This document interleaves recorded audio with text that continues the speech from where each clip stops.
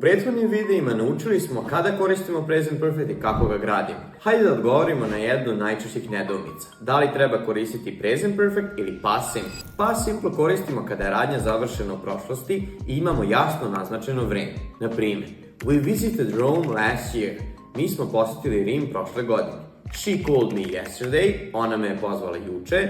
They moved here in 2015. Oni su se preselili ovdje 2015. U svim ovim rečenicama jasno znamo kada se radnja desila, pa koristimo past simple. Present perfect koristimo kada nas ne zanima tačan trenutak u prošlosti, već činjenica da se nešto desilo. Na primjer, we have visited Rome. Mi smo posjetili Rim. She has called me. Ona me je pozvala. They have moved here.